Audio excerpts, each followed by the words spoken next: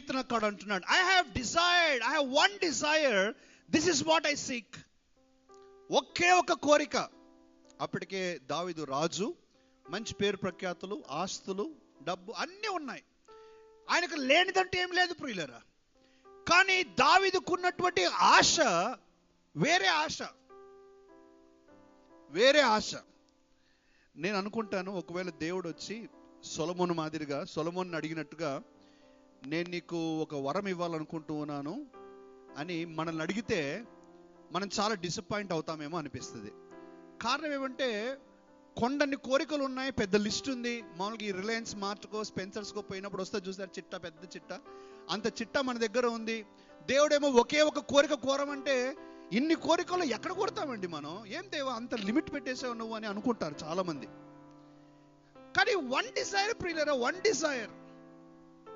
దావీదు